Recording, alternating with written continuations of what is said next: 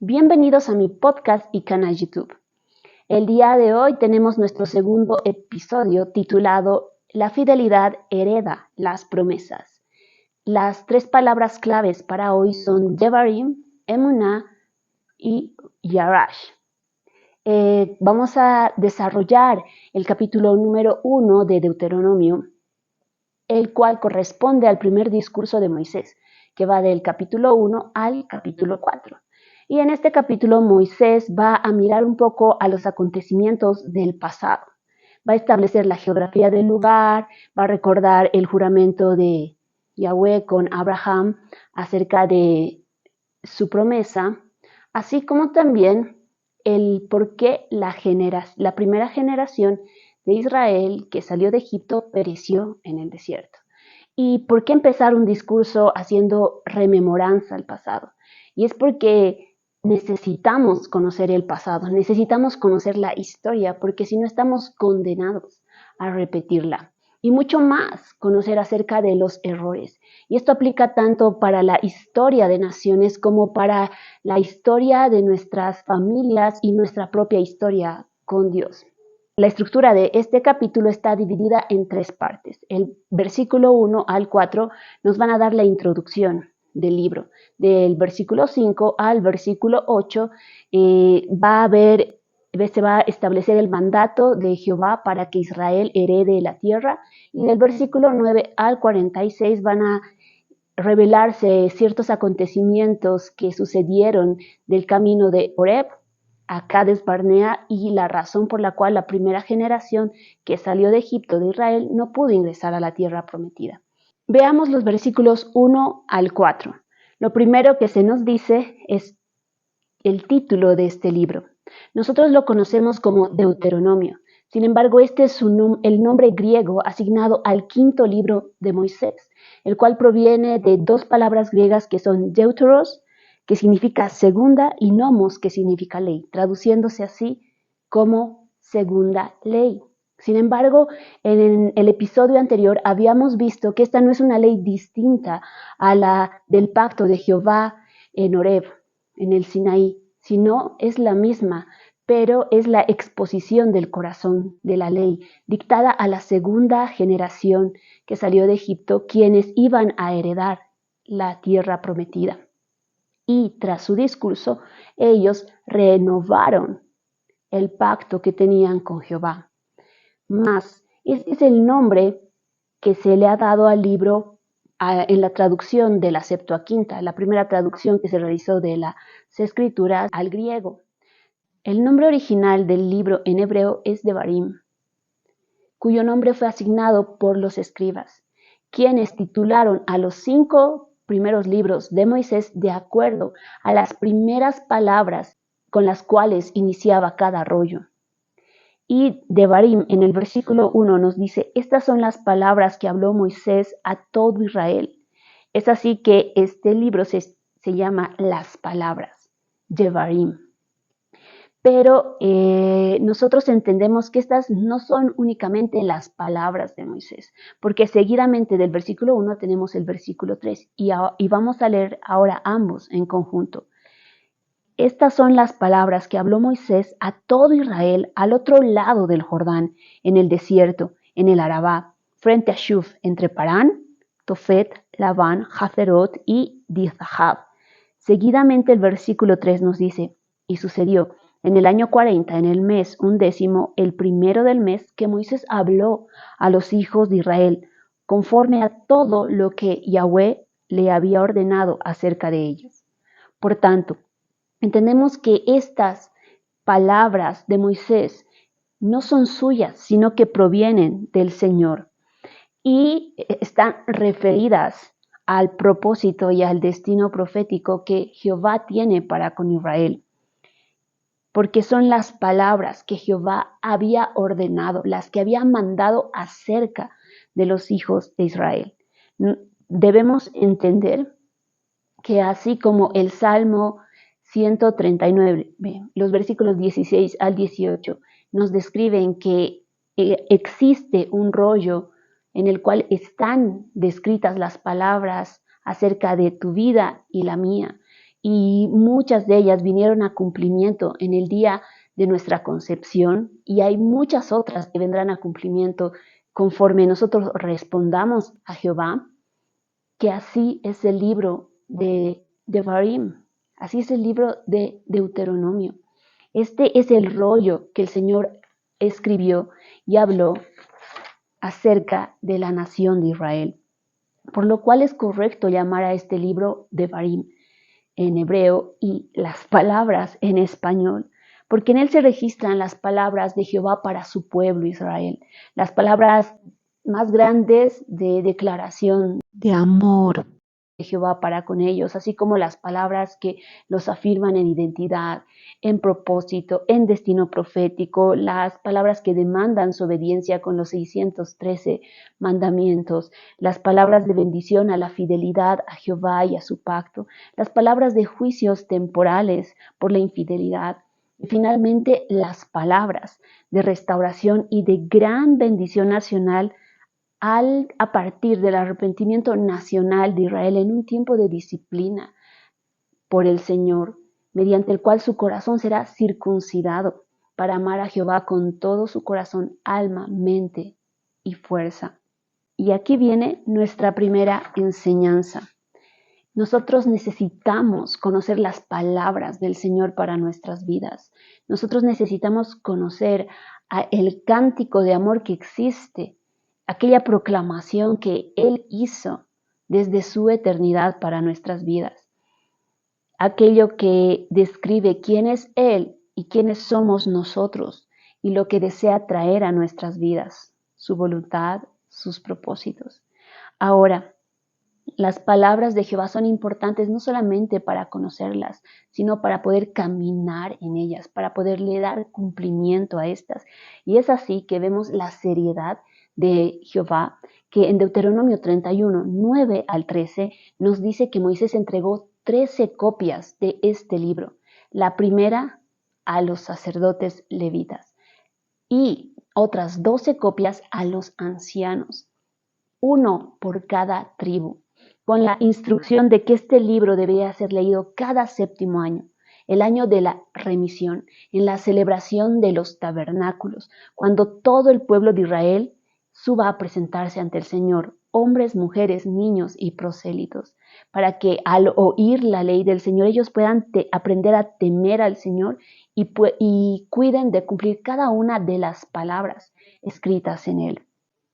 Y cuando Yahweh habla de que ellos cumplan las palabras escritas en este libro, no se está limitando únicamente a que cumplan los 613 mandamientos, sino aquello que tenía por finalidad el cumplimiento de estos 600 mandamientos, que es su propósito y su destino profético, porque la finalidad de la obediencia del Señor era que Él tenga un pueblo consagrado a Él, que sea visto por todas las naciones y su nombre conocido, y las naciones puedan abandonar sus caminos perversos al recibir el testimonio de este pueblo y puedan venir a gozar de lo mejor que existe en esta vida y la venidera, que es la presencia del Señor.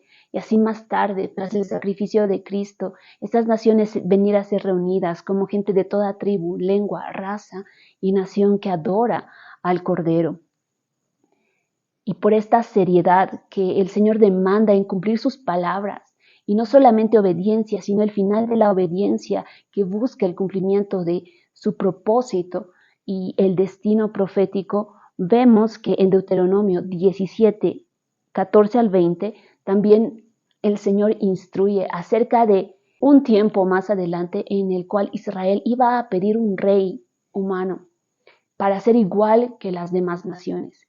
Y a este rey primeramente se le tenía que pedir que en cuanto se siente en su trono realizara una copia del libro de Devarim para que aprendiera la ley del Señor.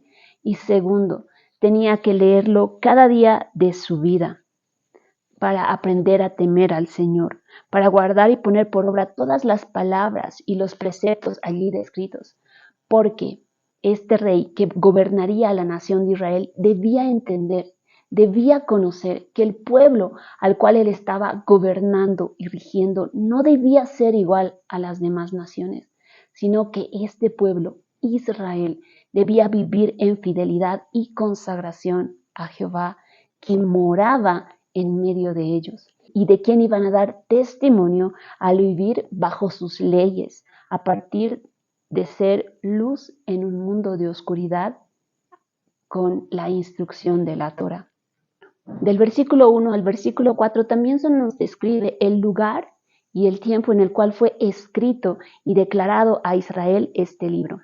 Y se nos dice que esto sucede el primer día del mes 11º del año 40.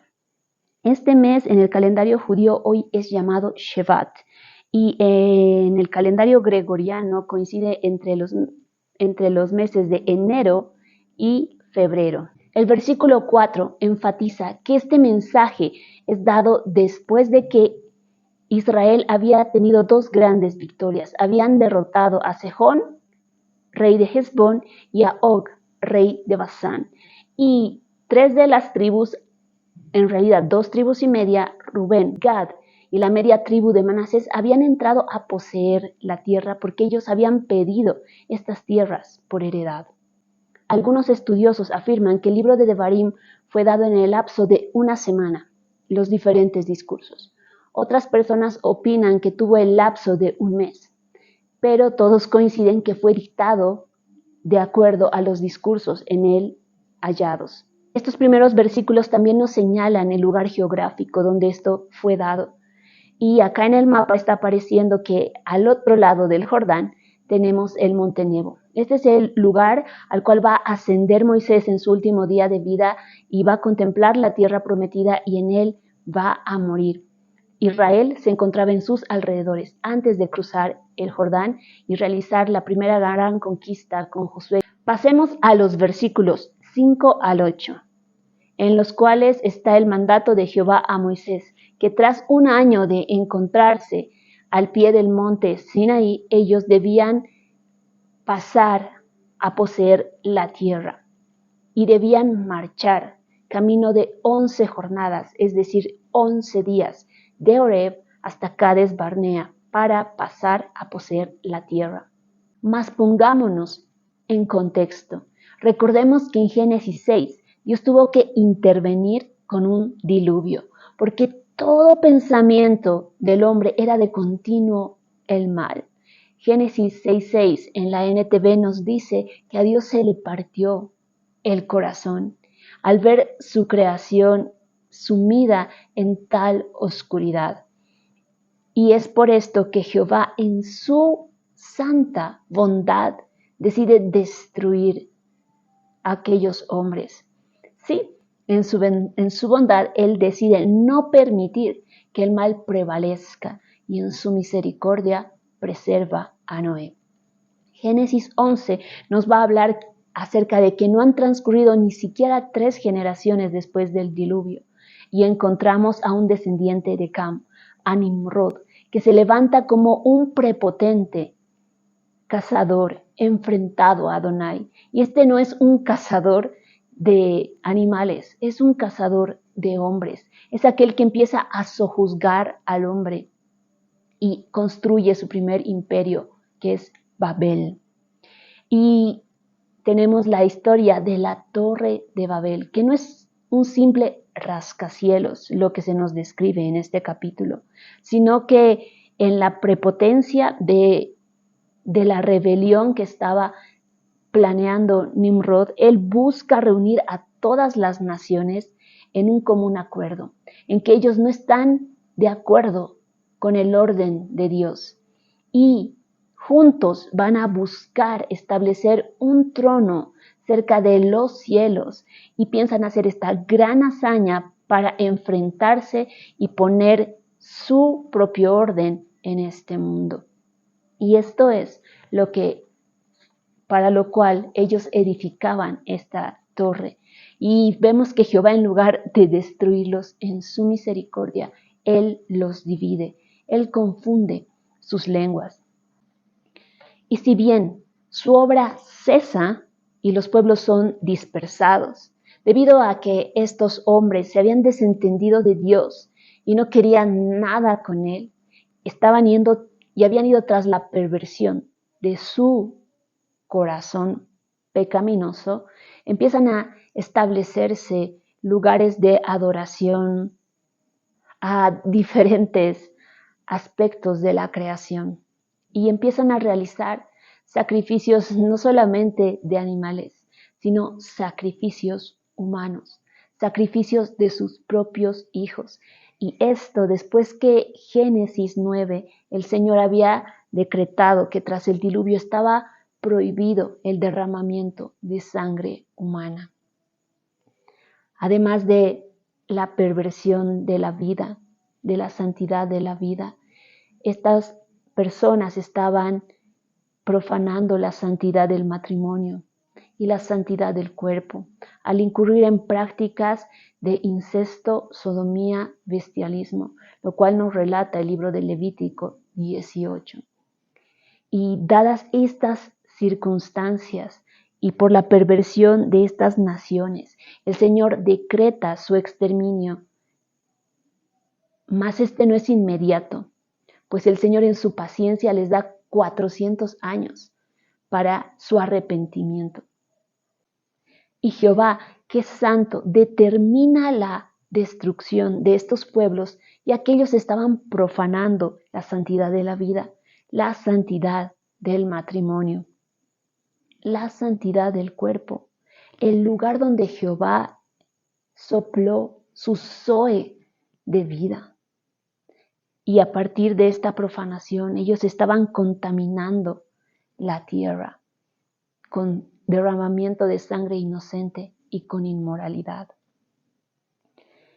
Es así que estas naciones llamadas los cananeos, también conocidas como los amorreos, tenían un decreto que entraría en vigencia 400 años más tarde, porque el Señor, que es lento para la ira, en su paciencia establece un término para arrepentimiento. Y tras no ser hallado Israel iba a entrar a poseer esta tierra y a exterminar a estos habitantes debido a su maldad, debido a su perversión.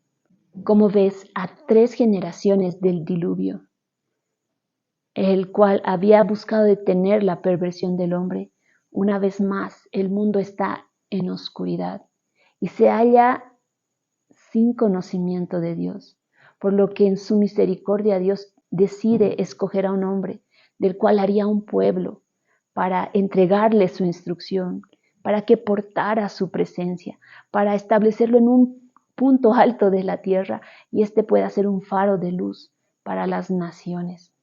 Y este pueblo es Israel. Leemos entonces Génesis 12, 1 al 3. Pero Jehová había dicho a Abraham: vete de tu tierra y de tu parentela y de la casa de tu padre a la tierra que te mostraré, y haré de ti una nación grande, y te bendeciré, y engrandeceré tu nombre, y serás bendición. Bendeciré a los que te bendigan, y a los que te maldijeren, maldeciré.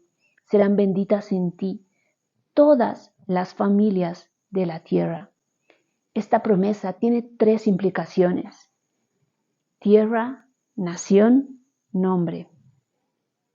Y porque Jehová decide hacerle bien a todas las naciones, Él decide que de un hombre anciano y de una mujer estéril, Él conformaría un pueblo, una nación. Y sobre este pueblo pondría su nombre a partir de establecer un pacto con ellos. Y ellos portarían su presencia, su instrucción y su morada se encontraría en medio de ellos. Pero además, como tercera implicación, este pueblo sería ubicado en el centro de la tierra, el ombligo del mundo, en la tierra de Jerusalén, el lugar donde se encuentra el monte Sión, aquel pináculo sobre el cual reposó el jardín del Edén, cuando cielos y tierra se hallaban reunidos, el lugar donde 3 continentes confluyen, para que sean vistos por las naciones, es que a ellos se les entrega el centro de la tierra. Y aquel llamado y promesa en Génesis 15 se va a convertir en un pacto y en Génesis 22 en un juramento. En Génesis 15 nos encontramos que el Señor, que Jehová viene a Abraham en visión y le hace saber que Él será el escudo y el galardón de Abraham. Es decir, Él será su guarda y protector, pero además su recompensa y su honra, porque su presencia estaría con Él y con sus descendientes como distinción que portaría la descendencia de Abraham. Y Abraham le abre su corazón al Señor y le manifiesta la ausencia de el primordial cumplimiento de la promesa del Señor. Y Abraham le dice al Señor que no tiene heredero, no tiene un hijo que se convierta en un pueblo para heredar todas aquellas promesas que el Señor estaba haciendo.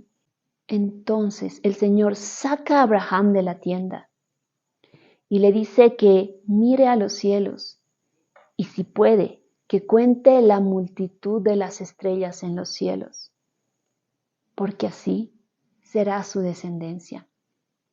Y en Génesis 15:6 se nos dice que Abraham creyó y le fue contado esto por justicia. Y aquí viene nuestra segunda palabra, y nuestra segunda palabra es emuná, y es traducida comúnmente como fe. Y emuná dista mucho del actual concepto moderno que se tiene de fe, de este positivismo y de esta confianza en cualquier otra cosa que no es Jehová, que no es el Eterno. Y este pensamiento es un poco más filosófico griego y no está basado en las escrituras, mas lamentablemente es el que prima en Occidente en nuestros días. Y el significado de emuná es fidelidad, es confianza y está relacionado a conceptos como firmeza, un soporte, la verdad y un padre adoptivo. Emuná es una palabra sustantiva que proviene de la raíz amán. El significado del verbo amán es estar seguro, ser duradero, creer, confiar. Y de este verbo amán derivan tres palabras. Amén, que significa así sea, verdad. Y la palabra emet, que significa verdadero. Y emuná, que significa fidelidad, confianza, firmeza y verdad. La primera vez que se utiliza emuná en las escrituras es en Éxodo 17:2, cuando Aarón y Hur están sosteniendo las manos de Moisés y la palabra nos dice, así hubo en sus manos firmeza, emuná, hasta que se puso el sol. La segunda vez que aparece emuná es en Deuteronomio 32:4, en el cántico de Moisés. Y emuná está siendo traducida acá como verdad. Y el término dice el emuná, Dios de verdad. En Génesis 15:6, cuando dice que Abraham creyó en Jehová, la palabra ahí para creer es amán, porque se está refiriendo al verbo, a la acción. Y Abraham cree en Jehová. Es decir, que Abraham es afirmado, es asentado, es establecido en la verdad de quién es Jehová. Y si bien antes ya Abraham había obrado en acciones que manifestaban lo que creía, es en esta porción que se utiliza por primera vez para Abraham esta palabra, Abraham, Amam, Yahweh. Y yo creo que Abraham creyó a consecuencia de dos cosas. La primera es que al Abraham alzar su mirada a los cielos y ver el vasto número de estrellas, él entendió Él reconoció que estaba hablando con el creador de cielos y tierra, aquel que llamó el mundo a existencia a partir del poder de su palabra. Y esto le ayuda a ser afirmado en las palabras que Yahweh estaba hablando para su propia vida. Lo segundo que creo es que Abraham, al alzar su mirada a los cielos y ver el vasto número de estrellas, él no solamente conoce que el Creador las había constituido, sino que él las conocía por nombre. Y eso le dio la seguridad de no ser alguien más para Jehová, sino un individuo con el cual el Señor tenía una promesa. Por tanto, Abraham, amán en Yahweh. Y amán, como les digo, es el verbo. Entonces podemos decir Abraham, amán, Yahweh. Abraham creyó en Yahweh. Emuná es el sustantivo. La emuná de Abraham fue transmitida a sus descendientes. Sería la confianza, la fidelidad de Abraham en Yahweh fue transmitida a sus descendientes. Esta es la diferencia entre amán y emuná. Básicamente, emuná es el sustantivo, amán es el verbo. Así que tras esta explicación nosotros podemos saber que Abraham no confió en Jehová de la nada o sobre ningún precedente, no. Abraham creyó y se apoyó y fue afirmado y establecido en Yahweh a partir de reconocer quién él era y por tanto pudo confiar en sus palabras. Entonces, es muy importante que para que nosotros podamos manifestar fidelidad al Señor, reconozcamos con quién estamos hablando y seamos establecidos, afirmados en la verdad de quién es Él. Y así podamos nosotros manifestar fidelidad, confianza en sus palabras para con nosotros. Así que recuerda, la emuná está cimentada en la verdad de quién es Dios, en el Dios fiel que no cambia y es constante, en aquel que es un fundamento firme y estable, es una roca inconmovible. Pero hay más sobre emuná y este significado me encanta. Y es que emuná está relacionado a las palabras de un padre adoptivo. Las palabras para un padre adoptivo masculino es omen y las palabras para una madre adoptiva en este caso es omenet. Y ambas provienen de la misma raíz que es emuná en el sustantivo y amán en el verbo. Leemos Ruth 4:16. Y tomando Noemí el hijo, lo puso en su regazo y fue su aya, Omenet. Esther 2:7. Y Mordejai había criado Omen a Hadasa. Y hasta Moisés, el momento que va a realizarle un reclamo al Señor en Números 11:12 respecto a cuán cargoso estaba haciendo el llevar al pueblo, cita esta palabra y dice, concebí yo a todo este pueblo, lo engendré yo para que me digas, llévalo en tu seno, como lleva el que cría, amén, al que mama, a la tierra que juraste a sus padres. Todos estos ejemplos nos hacen ver que el que cría a un niño es un soporte para él. Alguien en quien un niño puede confiar, alguien en quien un niño puede apoyarse. Y lo más profundo de esto es alguien en quien el niño puede saber que tiene su sustento con plena certeza. Así, también la palabra madre tiene las letras Aleph y Men, la raíz de Amán y de Emuná. Y una madre es la que sostiene y sustenta a su bebé. Por tanto, siendo que la palabra madre y padre adoptivo ambas vienen del sustantivo emuná y del verbo amán, nosotros podemos ver que la fidelidad, además de estar cimentada en la verdad de quién es Dios, está establecida en la dependencia de que somos hijos de un padre, de que podemos esperar y tener la certeza de su sustento y cuidado para nuestras vidas. Y ya, para ir terminando, vamos a ir con nuestra tercera palabra, que es Yarash. Y la conversación de Abraham y Jehová va a continuar. Tras que Abraham cree en Yahweh, la palabra nos dice que Jehová le dice: yo soy Yahweh que te saqué de la tierra de Ur de los Caldeos para que heredes esta tierra. Y Moisés le responde: Señor, ¿en qué sabré que voy a heredarla? Y en el lenguaje que ambos utilizan para referirse a la palabra heredad y herencia, la palabra es Yarash. En hebreo, para la palabra heredad existen dos palabras, Yarash y Nahal.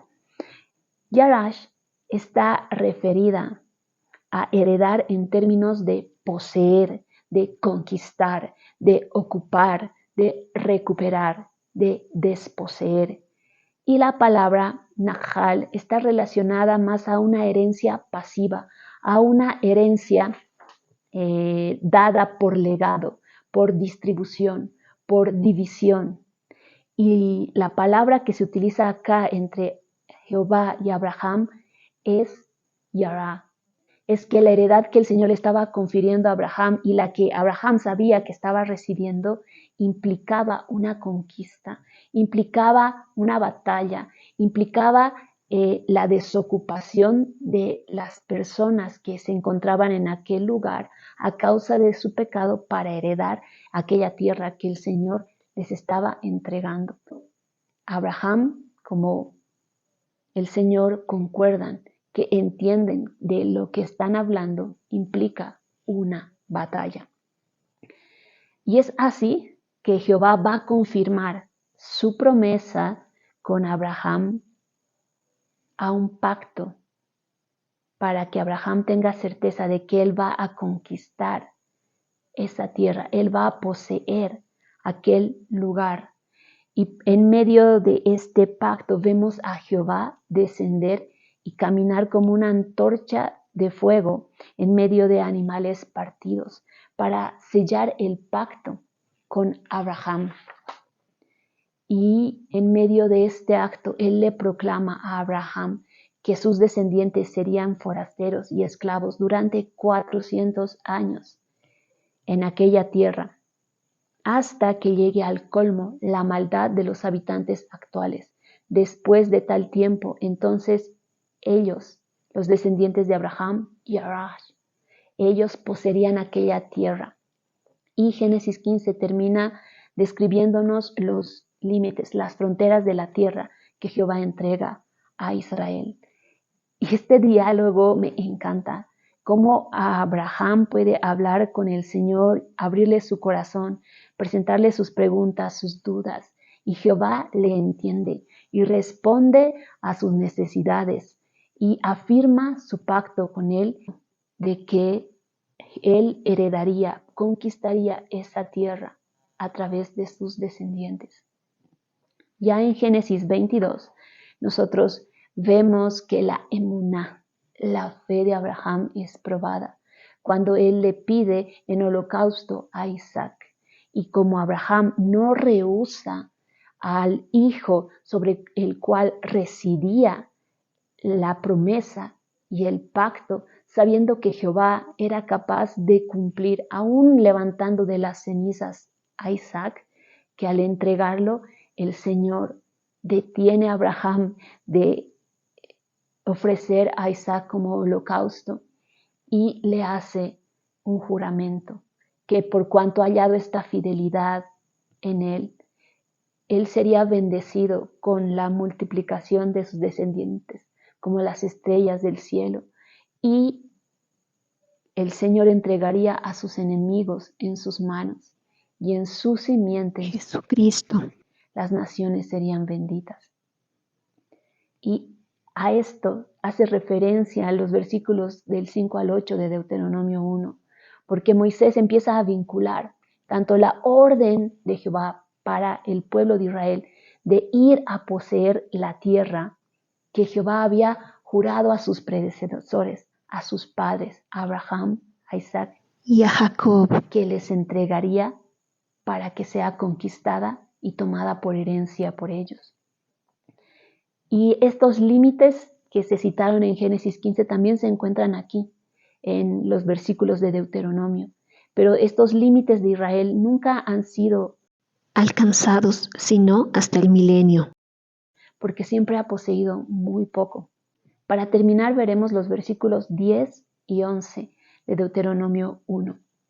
Y al tiempo que Jehová está entregando la tierra en posesión al pueblo de Israel, él ya había cumplido 2 de las 3 implicaciones de su promesa, pacto y juramento a Israel, a Abraham.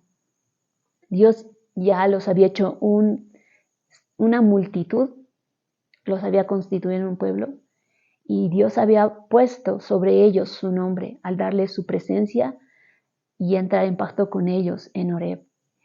Y del versículo 9 al 46, Moisés va a describir los inconvenientes que hay de Horeb a Cades y por qué es que la primera generación que salió de Egipto no va a heredar la promesa. Pero al presentar el primer inconveniente, que es los pleitos que existen en la gran multitud, Moisés, al momento de reconocer este problema, va a mirar con los ojos de Yahweh y primeramente va a ver el cumplimiento de la promesa del Señor al haberlos multiplicado y va a realizar una bendición sobre ellos. Y es que aun cuando ya han sido multiplicados en bastante número, el Señor aún les añada más y nos dice: Jehová, que os ha multiplicado, los haga 1000 veces más numerosos, conforme ha prometido. Y siendo que de un hombre ahora habían 600,000 varones y se estima que 2 millones de personas, sumando mujeres y niños que no han sido censados, es que podemos ver que la bendición de la multiplicación de hijos no debería ser limitada, porque en ellos reside propósito y destino, en los descendientes de Israel. Y ahí encontramos esta diferencia.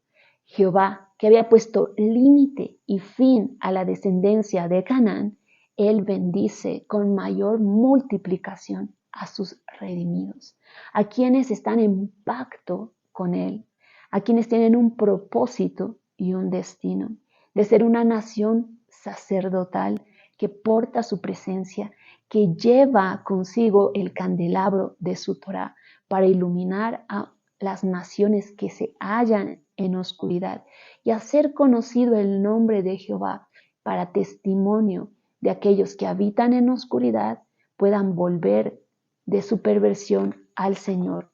En Abraham y el pueblo judío aún el día de hoy, nosotros podemos ver que reside una visión generacional. Ellos no ven a los hijos como un par de manos más para ayudar en casa o en la granja en las épocas antiguas, o serles de compañía, lo cual obviamente en las sociedades actuales es por lo cual ya muchos no ven necesario a los hijos. El pensamiento judío dice que cada niño es una porción de la eternidad de Jehová, que posee una misión espiritual y que como padres se nos es confiada para cuidar y guiar, de tener la oportunidad de que esta alma pueda participar en el mundo venidero, en el día de la restauración de todas las cosas. Y tras esta meditación del pensamiento judío y tras este contraste de que el Señor limita la descendencia de los perversos, pero multiplica a Israel, que está en pacto con él, a su generación que tiene propósito y destino de alumbrar con su verdad y con su testimonio a las naciones en oscuridad, que el versículo de no te presentarás a mí con manos vacías resonaba en mi corazón respecto a que no vamos a llevar nada de nuestras vidas a la presencia del Señor, excepto nuestros hijos. Y siendo que no deseamos presentarnos con manos vacías, y más allá de que el Señor va a pedirnos cuentas del bien y mal que se haya hecho en su educación, en su formación. Yo creo que deberíamos mirar con los ojos de la honra que podemos darle a Jehová en el día en que nos encontremos cara a cara, la honra que podríamos darle al entregarle como una corona delante de sus pies, la vida de hijos temerosos que hayan conocido su nombre y su persona y hayan servido de testimonio a una generación en oscuridad, habiendo sido ellos un candelabro, una luz a partir del sacrificio de Cristo y a partir del poder del Espíritu, obrando en ellos para caminar en obediencia a su palabra, hallándose fieles y consagrados totalmente a Jehová hasta el último de sus días. Una simiente santa, una descendencia consagrada a Jehová es la corona que podemos entregarle como fruto de una fidelidad que ha heredado promesas. La siguiente semana vamos a estar concluyendo este primer capítulo del libro de Deuteronomio, Devarim. Y si te ha gustado este mensaje, has sido bendecido por él, te pido que puedas ayudarme dándole like a este video, porque esto hace que el algoritmo sugiera este video a personas que podrían interesarles.